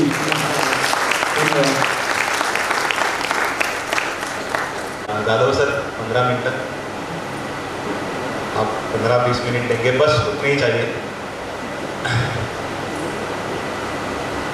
किसी भी नेतृत्व की सबसे बड़ी कसौटी होती है, उसने कितने पराक्रम किए, राज्य वगैरह लिया, वो तो है, पर सबसे बड़ी कसौटी होती है कि उसने किस प्रकार के अनुयायी निर्माण किए, जो अनुयायी उस महापुरुष के गुजरने के बाद भी उसके विचार, उसकी धारणाएं, उसने जो ध्येय की मशाल जलाई थी उसे सफलता से आगे लेकर जा सके। तो क्या शिवाजी महाराज ऐसे नेतृत्व थे? देखिए, उदाहरण देता हूं आपको। 3 अप्रैल 1680 दुर्गेश्वर रायगढ़ पर शिवाजी महाराज का देहांत हो गया। दोपहर के 12 बजे उस दिन हनुमान जयंती थी, मतलब चैत्र शुद्ध पूर्णिमा थी। महाराज के गुजर जाने के बाद शिवाजी महाराज के बड़े बेटे यानी संभाजी महाराज छत्रपति बने। संभाजी महाराज जब छत्रपति बने उसी दौरान पूरी दक्कन काबिज करने के लिए दिल्ली के अपने घर को ताला लगाकर 5 लाख की फौज लेकर औरंगजेब महाराष्ट्र पर आया, कभी भी वापस न जाने के लिए। मतलब हमने उसे जाने नहीं दिया। संभाजी महाराज से वो 8 साल लड़ता रहा। 1689 के 11 मार्च को उसने संभाजी महाराज की हत्या कर दिया। आपने छावा फिल्म सबने शायद देखी हो। वो एक भयंकर काला दिन है हमारे लिए। हम उस अमावस्या को मृत्युंजय अमावस्या कहते हैं। उसके बाद उसी साल 3 नवंबर को उसने रायगढ़ राजधानी भी काबिज कर ली। संभाजी महाराज की पत्नी महारानी येसुबाई साहब और उनके बेटे शाहू राजे को उसने गिरफ्तार कर लिया, जो उसके बाद 18 बरस औरंगजेब के छावनी में नजर कैद में रहे। पर औरंगजेब को लगा राजा मार डाला, राजधानी ले ली, रानी और बेटे को गिरफ्तार कर लिया, अब मराठे हाथ में आ गए। तो वैसा नहीं था। संभाजी महाराज का जब देहांत हुआ, उसकी खबर रायगढ़ पर जब पहुंची, तभी अपने पति के निधन का पूरा दुख, पूरा शोक बाजू में रखकर महारानी येसुबाई साहब ने अपने छोटे देवर का, शिवाजी महाराज के दूसरे बेटे का, संभाजी महाराज के सौतेले भाई राजाराम महाराज का एक प्रकार का राज्याभिषेक यानी मंचकारोहण कर दिया था, औरंगजेब को यह बताने, देख हमारा अगला छत्रपति तैयार है। राजाराम महाराज महाराष्ट्र से जिंजी गए। कर्नाटक मुहिम जो महाराज ने दूरदृष्टि रखकर की थी, और अगले 8 साल राजाराम महाराज मुगलों से जिंजी के किले से जूझे। 1700 के 3 मार्च को राजाराम महाराज की भी मृत्यु हो गई। वो 30 साल के थे सिर्फ। औरंगजेब को लगा अब मराठे हार गए, वैसे भी नहीं था। राजाराम महाराज की पत्नी ताराबाई साहब ने अपने 3.5 साल के बेटे को छत्रपति बनाकर मुगलों के साथ जंग जारी रखी। मराठों ने तब औरंगजेब से कहा था, बादशाह वापिस चला जा, सुलह कर ले। तब औरंगजेब को यह खबर मिली, तो औरंगजेब को यह भी खबर मिली कि मराठों की रानी अब लड़ रही है। तो औरंगजेब ने कुत्सितता से यह कहा है, जो दर्ज है मुगलिया अखबारों में, जनानी क्या लड़ेगी, मतलब ये औरत क्या लड़ेगी। फिर औरत ने दिखा दिया उसे, पल्लू बांधकर, घोड़े पे बैठकर, हाथ में तलवार लेकर अगले 7 साल 8 साल ताराबाई साहेब मराठों का संचालन करती रही। और इन 27 सालों में मुगलों की ताकत, मुगली सिपाहियों की, मुगलों सरदारों की ईर्ष्या और इच्छा दिन ब दिन कम होती गई, और मराठों की ताकत बेशुमार बढ़ती गई।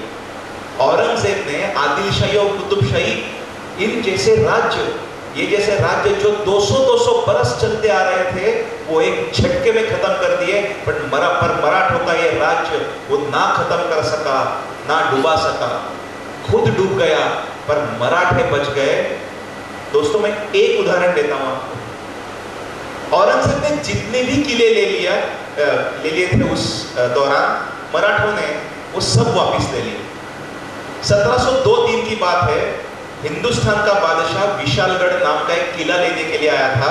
बारिश के दिन थे, इतनी तेज बारिश हो रही थी कि औरंगजेब को उसकी सेना को छावनी करने के लिए भी जगह नहीं मिली विशालगढ़ के तलहटी में।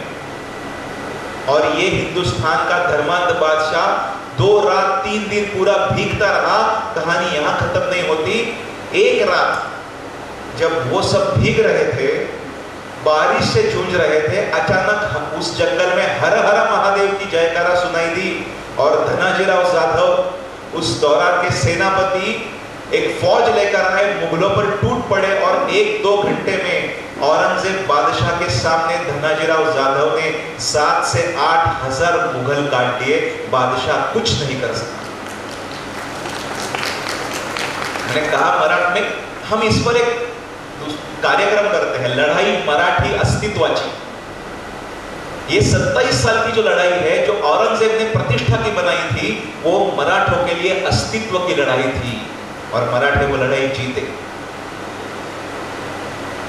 बेशुमार ताकत बढ़ गई, मराठों के हमले बढ़ गए, औरंगजेब के सरदारों की ईर्ष्या इच्छा खत्म होती गई, और इन सबसे परेशान होकर 1707 आते आते औरंगजेब सह्याद्री का मुल्क छोड़कर अहिल्यानगर छोड़कर के नाम पर से जो जिले का नाम अभी महाराष्ट्र में रखा गया, उसका पहले का नाम अहमदनगर था।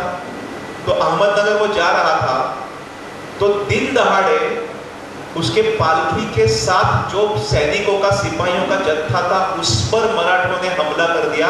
वहां पर मारकाट के कुछ लोगों को बंदी बनाकर अपने छावनी में ले आए, उनसे पैसे लेकर उनको छोड़ दिया।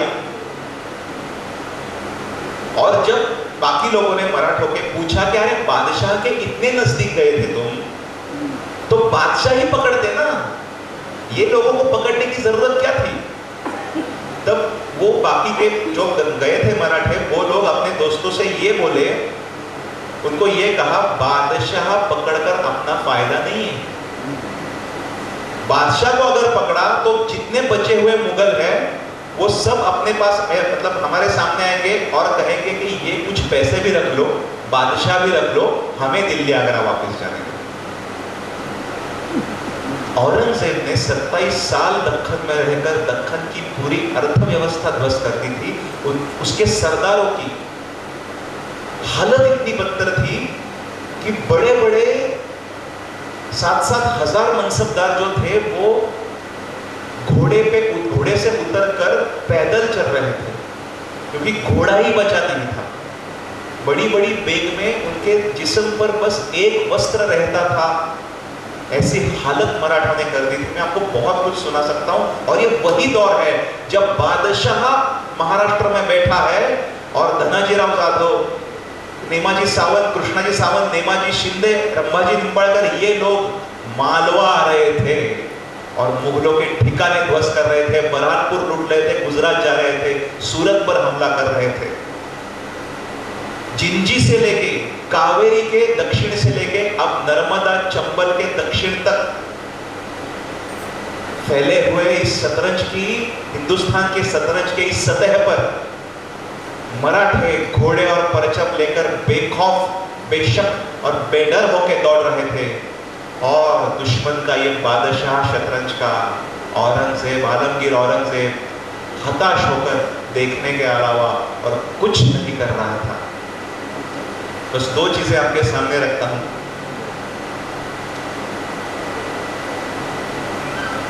मराठे बादशाह को बोल रहे थे, सुलह कर ले बादशाह, वापस जा। वो माना नहीं, तो मराठों ने जब मरने का समय आया तो बादशाह को कह रहे मराठे, जो नसीहत तुझको दी थी जंग की शुरुआत में, बादशाह जो नसीहत तुझको दी थी जंग की शुरुआत में, जिसकी कीमत तू न समझा बीते हुए इस दौर में, जिस घमंड का पर्दा ओढ़े आज भी तू है चला, जिस घमंड का पर्दा ओढ़े आज भी तू है चला, अरे कितने सारे टुकड़े होकर मिट्टी में है वो मिला। ए शहंशाह मान लेता काश तू उस बात को, ए शहंशाह मान लेता काश तू उस बात को, तो बचा पाता तू अपने सल्तनत की शान को। खोलकर आंखों को अपनी अब तो तू ये देख ले, खोलकर आंखों को अपनी अब तो तू ये देख ले, जीत की सारी उम्मीदें ढल गई ये मान ले, लाखों जनाजे उठ रहे जो है नहीं बस लाशों के। तेरे छावनी से हर रोज जो जनाजे उठ रहे ना, वो देख किसके है? लाखों जनाजे उठ रहे जो है नहीं बस लाशों के, तो फिर वो किसके है? तेरी शोहरत, तेरी दौलत, तेरे उस गुमान के, तेरी दौलत, तेरी ताकत, तेरे उस गुमान के। और मरते मरते सुन ले हमने क्या इरादे पाले, मरते मरते सुन ले हमने क्या इरादे पाले हैं, बुनियाद तेरे तख्त की अब हम मिटाने वाले हैं। जोर शमशेरों का अब बिल्कुल न कम हो पाएगा, जोर शमशेरों का अब बिल्कुल न कम हो पाएगा, तेरे आने वाली नस्लों की वो मौत बन के छाएगा, तेरे आने वाली नस्लों की वो मौत बन के छाएगा। और उनके तकदीरों में एक वक्त ऐसा आएगा कि रहमतों का वो हमारे मोहताज बन रह जाएगा। अंजाम सुन ले जंग का कुछ इस तरह से होना है, अंजाम सुन ले जंग का कुछ इस तरह से होना है, तेरे सल्तनत के सीने पर भगवा हमें लहराना है। यही सीख शिवाजी महाराज ने हमें दी। अंजाम सुन ले जंग का कुछ इस तरह से होना है, तेरे सल्तनत के सीने पर भगवा हमें लहराना है। मकसद हमारे जिंदगी का अब इसी दंगल में है, मकसद हमारे जिंदगी का अब इसी दंगल में है। कि सरफरोशी की तमन्ना अब हमारे दिल में है, सरफरोशी की तमन्ना अब हमारे दिल में है। आखिरी चीज आपके सामने रखता हूं, यह औरंगजेब का मनोगत है। 20 फरवरी 1707 औरंगजेब अपने छावनी में था, उसकी मौत नजदीक थी, और तब औरंगजेब को क्या ख्याल आए होंगे, उसने जो 27 साल तक जो कुछ किया था। तो औरंगजेब मरने की कतार पर है और औरंगजेब लेटा हुआ है, और औरंगजेब खुद से कह रहा है 27 साल बीते हुए 27 सालों में कड़ी धूप से, खौफनाक बारिशों से, तूफानों से, बाढ़ से पूरी तरह फटे पुराने कदीम शामियाने के वैसे ही फटे पुराने कदीम बिस्तर पर हम हमारा ये बूढ़ा जिस्म लेकर आखिरी सांसें गिन रहे हैं। मुगली छावनी का बादशाही शामियाना दिल्ली के हमारे दरबार से कम नहीं था कभी। रेशमी गाली से ऊंची पर्दे, नजाकत भरी बिछायत, सभी हमारे शान और शौकत का नजारा हुआ करता था। इस शामियाने का मीनार सोने का हुआ करता था, और उस पर होता था एक लाल दिया, जिसे देखो कहीं से भी तो ये याद दिलाता था कि ये शामियाना बादशाह का है। लेकिन 18 साल पहले उस संभा के कत्ल का बदला लेने के लिए हमारे शामियाने का मीनार काट कर ले गया था वो सत्ता जी, और हम देखने के अलावा कुछ कर नहीं सके थे। जहां पर कभी कीमती अत्तरों की खुशबू महकती थी, उसी हमारे शामियाने के बाहर आज महामारी और सूखे की वजह से हमारे ही जानवर और सिपाही मर रहे हैं, और उसकी फैली हुई बदबू से नाक मुट्ठी में पकड़कर जीने की नौबत आई है आज इस औरंगजेब पे। पर सच बात बताएं तो इस बदबू से वाकिफ है हम। लश्कर की छावनी में तो ये बदबू आएगी। जब हम शहजादे हुआ करते थे तब, और फिर जब हम बादशाह बने तब लड़ी हुई कई जंगों में ये तजुर्बा लिया है हमने। तो नाक मुट्ठी में पकड़कर तो जी सकते हैं, पर जान का क्या? जान मुट्ठी में पकड़कर जीने की नौबत आई है आज इस आलमगीर औरंगजेब पे। ये हमारी मुगलिया फौज जो कभी जंग पर निकलती थी तो पूरे हिंदुस्तान पर खौफ का माहौल छाता था, आज उसी फौज के सूरमा सिपाहियों का सरेआम कत्ल हो रहा है, और हम देखने के अलावा कुछ नहीं कर सकते। हमारे बेटे, हमारे शहजादे हमारे मरने की राह तक रहे हैं। हमारी बेगमें, उनकी बेटियां हमसे आकर कहती है, आलमपना अब्बूजान, हमें दिल्ली आगरा वापस जाना है। हमारा वजीर, हमारा सरलश्कर जो कभी हमारा हुक्म झेलने के लिए बेताब रहते थे, वो आज एक तरफ सुन तो लेते हैं हमारी बात, और फिर दूसरी तरफ थोड़ा दूर जाके हंसते हैं हम पे और कहते हैं कि पागल हो गया है ये बुढ़ा। अरे क्यों समझते नहीं है लोग कि क्या करने आए हैं हम यहाँ? जो काम हमारे वालिद शाहजहां नहीं कर सके, उनके वालिद हमारे दादा जहांगीर नहीं कर सके, उनके वालिद हमारे परदादा अकबर नहीं कर सके, वो पूरी दक्कन जीतने का काम करने आए हैं हम यहाँ। और वैसे कर तो दिया है हमने काम। हमने कुतुब शाह को मार डाला, हमने आदिल शाही खत्म कर दी, पर इन मराठों ने झुकने से इनकार कर दिया। आखिर ऐसा कौन सा खून दौड़ता है इनके रगों में कि ये झुकते ही नहीं? इस सवाल का जवाब ढूंढने जाते हैं तो दो आंखें झलकती है हमारे सामने, अंगार से भरी हुई आंखें। उस दिन तक हमारे मुगलिया दरबार में आला हजरत के सामने आवाज ऊंची करके बात करने की हिम्मत किसी ने नहीं की थी। जमीन से लगी हुई नजर उठाकर बादशाह सलामत की ओर देखने की जुर्रत किसी ने नहीं की थी। उसी दरबार में हमारी दी हुई खिल्लत टुकरा कर, शेर जैसा दहाड़ कर, और हमें आंखें दिखाकर चला गया था वो शिवाजी। हमारी इतनी बड़ी तौहीन तब तक किसी ने नहीं की थी। हम मारने वाले थे शिवा को, पर वो हमसे भी बड़ा सवा शेर निकला। उस बेवकूफ फौलाद खान के हाथ पर मिठाई रखकर हमारे आगरे के कैद खाने से फरार हो गया। हमारी सूरत, हमारी दारुल हज 2 बार लूट ली उसने, फिर भी हम चुप रहे। पर उसके बाद उसने वो किया जो बाबर से लेकर शाहजहां तक ना कभी किसी ने देखा न सुना, वो इस औरंगजेब को देखना नसीब हुआ। केसरिया रंग का परचम लहराकर तख्तनशी हो गया उस रायगढ़ किले पर वो। तब पूछा था हमने अल्लाह से, क्या इसके लिए पढ़ते रहे कुरान? क्या इसके लिए करते रहे आपकी बंदगी? क्या इसके लिए दौड़े थे बल्क में, बंगाल में, दक्कन में हम? खैर तब तो सुन ली थी हमारी अल्लाह ने, और मर गया अपनी मौत वो सिवा। तब झूम उठे थे हम कि अब आ गई दक्कन हमारे हाथ, वो अंगार भरी आंखें झुकी ऐसा लगा था हमें। पर फिर जब हम दक्कन आए तो देखा वो संभा यहाँ तैयार बैठा। 2-3 साल में दक्कन पर कब्जा कर हम वापस जाने वाले थे, पर 8 साल दौड़ते रहे उसके पीछे। अरे ये तो उस परवरदिगार की मेहरबानी है कि हाथ आ गया वो नामाकुल संभा, और जो अंगार भरी आंखें झुकी ऐसा लगा था हमें, बस वही अंगार हमने संभा की आंखों में भी देखा। इसलिए तो नोच डाली वो आंखें और टुकड़े टुकड़े कर मार दिया उस जहन्नमी सिवा के बेटे को।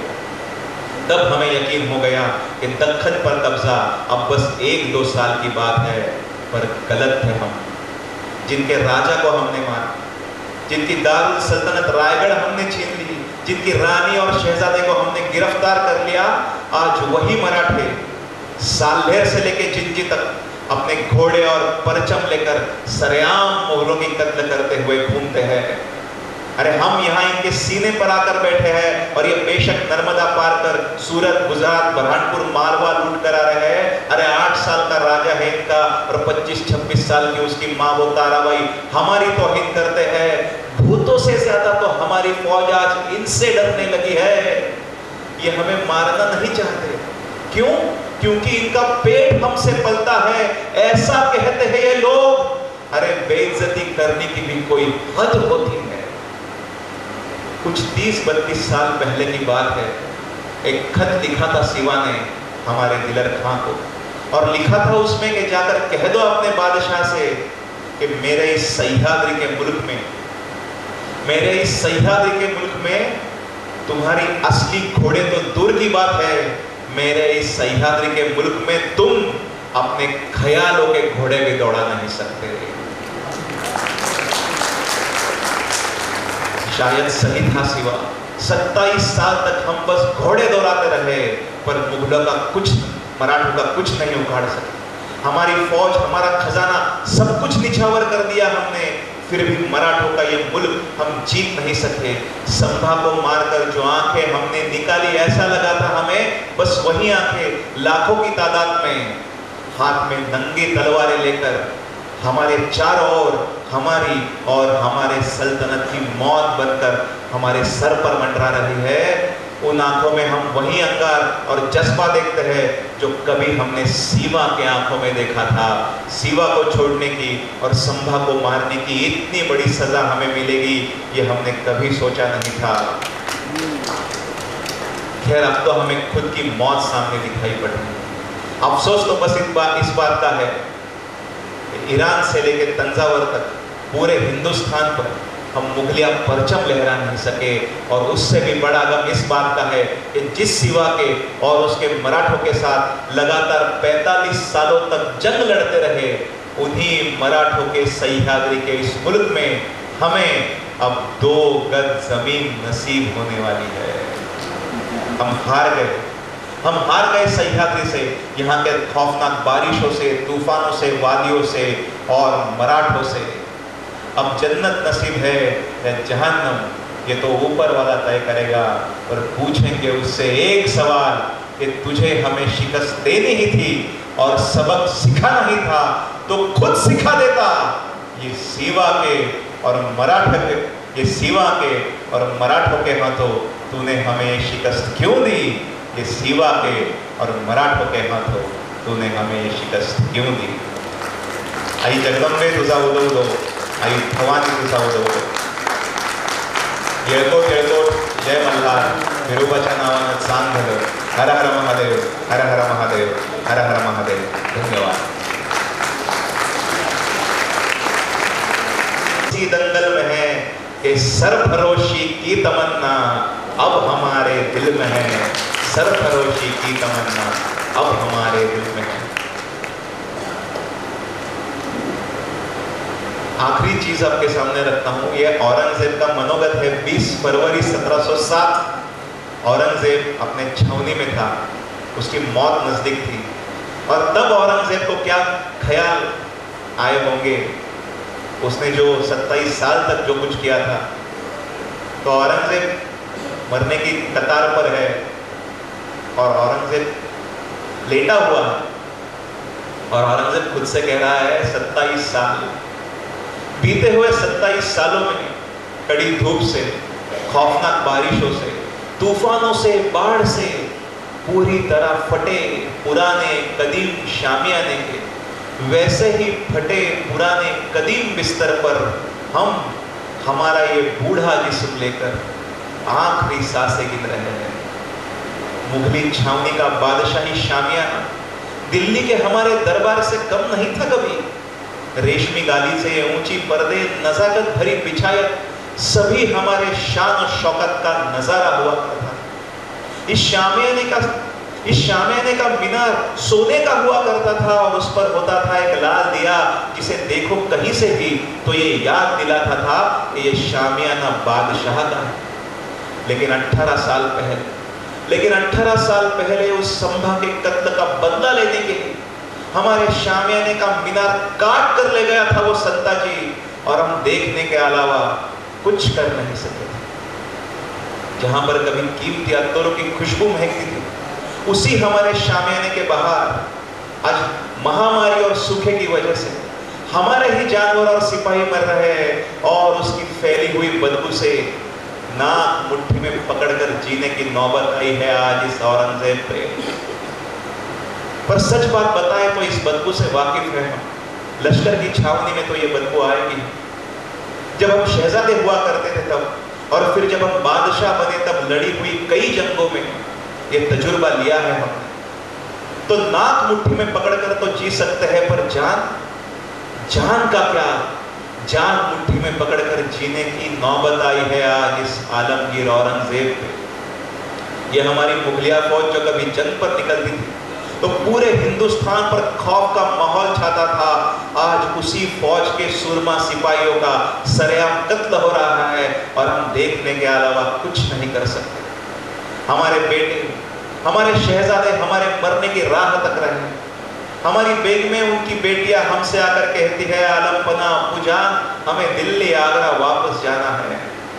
हमारा वजीर, हमारा सरलश्कर जो कभी हमारा हुक्म झेलने के लिए बेताब रहते थे, वो आज एक तरफ सुन तो लेते हैं हमारी बात और फिर दूसरी तरफ थोड़ा दूर जाके हंसते हैं हम पे और कहते हैं कि पागल हो गया है ये बुढ़ा। अरे क्यों समझते नहीं है लोग कि क्या करने आए हैं हम यहाँ? जो काम हमारे वालिद शाहजहां नहीं कर सके, उनके वालिद हमारे दादा जहांगीर नहीं कर सके, उनके वालिद हमारे परदादा अकबर नहीं कर सके, वो पूरी दक्कन जीतने का काम करने आए हैं हम यहाँ। और वैसे कर तो दिया है हमने काम। हमने कुतुब शाह को मार डाला, हमने आदिल शाही खत्म कर दी, पर इन मराठों ने झुकने से इनकार कर दिया। आखिर ऐसा कौन सा खून दौड़ता है इनके रगों में कि ये झुकते ही नहीं? इस सवाल का जवाब ढूंढने जाते हैं तो दो आंखें झलकती है हमारे सामने, अंगार से भरी हुई आंखें। उस दिन तक हमारे मुगलिया दरबार में आला हजरत के सामने आवाज ऊंची करके बात करने की हिम्मत किसी ने नहीं की थी। जमीन से लगी हुई नजर उठाकर बादशाह सलामत की ओर देखने की जुर्रत किसी ने नहीं की थी। उसी दरबार में हमारी दी हुई खिल्लत टुकरा कर, शेर जैसा दहाड़ कर और हमें आंखें दिखाकर चला गया था वो शिवाजी। हमारी इतनी बड़ी तौहीन तब तक किसी ने नहीं की थी। हम मारने वाले थे शिवा को, पर वो हमसे भी बड़ा सवा शेर निकला। उस बेवकूफ फौलाद खान के हाथ पर मिठाई रखकर हमारे आगरे के कैद खाने से फरार हो गया। हमारी सूरत, हमारी दारुल हज 2 बार लूट ली उसने, फिर भी हम चुप रहे। पर उसके बाद उसने वो किया जो बाबर से लेकर शाहजहां तक ना कभी किसी ने देखा न सुना, वो इस औरंगजेब को देखना नसीब हुआ।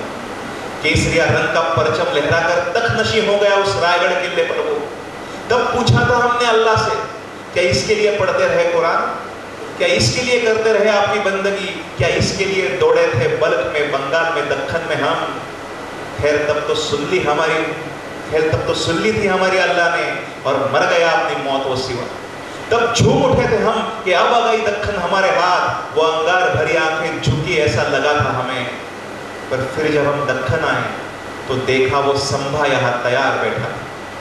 2-3 साल में दक्खन पर कब्जा कर हम वापस जाने वाले थे, पर 8 साल दौड़ते रहे उसके पीछे। अरे ये तो उस परवरदिगार की मेहरबानी है कि हाथ आ गया वो नामाकुल संभा। और जो अंगार भरी आंखें झुकी, ऐसा लगा था हमें बस वही अंगार हमने संभा की आंखों में भी देखा। इसलिए तो नोच डाली वो आंखें और टुकड़े टुकड़े कर मार दिया उस जहन्नमी शिवा के बेटे को। तब हमें यकीन हो गया कि दक्खन पर कब्जा अब बस 1-2 साल की बात है। पर गलत थे हम। जिनके राजा को हमने मारा, जिनकी दारुल सल्तनत रायगढ़ हमने छीन ली, जिनकी रानी और शहजादे को हमने गिरफ्तार कर लिया, आज वही मराठे साल्हेर से लेके जिंजी तक अपने घोड़े और परचम लेकर सरेआम मुगलों की कत्ल करते हुए घूमते हैं। अरे हम यहाँ इनके सीने पर आकर बैठे हैं और ये बेशक नर्मदा पार कर सूरत, गुजरात, बुरहानपुर, मालवा लूट कर आ रहे हैं। अरे 8 साल का राजा है इनका और 25-26 साल की उसकी माँ वो ताराबाई हमारी तौहीन करते हैं। भूतों से ज्यादा तो हमारी फौज आज इनसे डरने लगी है। ये हमें मारना नहीं चाहते। क्यों? क्योंकि इनका पेट हमसे पलता है, ऐसा कहते हैं ये लोग। अरे बेइज्जती करने की भी कोई हद होती है। कुछ 30-32 साल पहले की बात है। एक खत लिखा था शिवा ने हमारे दिलर खां को, और लिखा था उसमें कि जाकर कह दो अपने बादशाह से कि मेरे इस सह्याद्री के मुल्क में, मेरे इस सह्याद्री के मुल्क में तुम्हारी असली घोड़े तो दूर की बात है, मेरे इस सह्याद्री के मुल्क में तुम अपने ख्यालों के घोड़े भी दौड़ा नहीं सकते। शायद सही था शिवा। 27 साल तक हम बस घोड़े दौड़ाते रहे, पर मुगलों का कुछ, मराठों का कुछ नहीं उखाड़ सके। हमारी फौज, हमारा खजाना, सब कुछ निछावर कर दिया हमने, फिर भी मराठों का ये मुल्क हम जीत नहीं सके। संभा को मारकर जो आंखें हमने निकाली, ऐसा लगा था हमें बस वही आंखें लाखों की तादाद में हाथ में नंगी तलवारें लेकर हमारे चारों ओर हमारी और हमारे सल्तनत की मौत बनकर हमारे सर पर मंडरा रही है। उन आंखों में हम वही अंगार और जज्बा देखते हैं जो कभी हमने शिवा के आंखों में देखा था। शिवा को छोड़ने की और संभा को मारने की इतनी बड़ी सजा हमें मिलेगी, ये हमने कभी सोचा नहीं था। खैर, अब तो हमें खुद की मौत सामने दिखाई पड़ रही है। अफसोस तो बस इस बात का है, ईरान से लेकर तंजावर तक पूरे हिंदुस्तान पर हम मुगलिया परचम लहरा नहीं सके। और उससे भी बड़ा गम इस बात का है कि जिस शिवा के और उसके मराठों के साथ लगातार 45 सालों तक जंग लड़ते रहे, उन्हीं मराठों के सह्याद्री के इस मुल्क में हमें अब 2 गज जमीन नसीब होने वाली है। हम हार गए, हम हार गए सह्याद्री से, यहाँ के खौफनाक बारिशों से, तूफानों से, वादियों से और मराठों से। अब जन्नत नसीब है या जहन्नम, ये तो ऊपर वाला तय करेगा। और पूछेंगे उससे एक सवाल कि तुझे हमें शिकस्त देनी ही थी और सबक सिखाना ही था तो खुद सिखा देता। ये शिवा के और मराठों के, ये शिवा के और मराठों के हाथों तूने हमें शिकस्त क्यों दी? ये शिवा के और मराठों के हाथों तूने हमें शिकस्त क्यों दी? आई जगदंबे तुझा उदो, आई भवानी तुझा उदो। येळकोट येळकोट, जय मल्हार, विरोबाच्या नावानं चांग झालं। हर हर महादेव, हर हर महादेव, हर हर महादेव। धन्यवाद।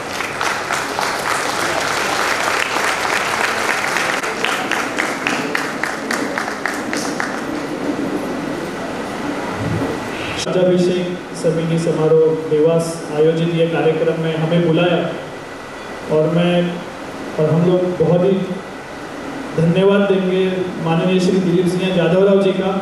उन्होंने हमें बोला कि आप हिंदी में प्रयोग करें। वो अप्रैल में 8 बार पूना आए थे और उन्होंने 8 प्रयोग देखे थे मराठी में, और उन्होंने ये हमें बोला कि आप हिंदी में प्रयोग करें, इसलिए आज का प्रयोग हम कर पाए। तो माननीय श्री दिलीप सिंह यादवराव, आपका मनपूर्वक धन्यवाद।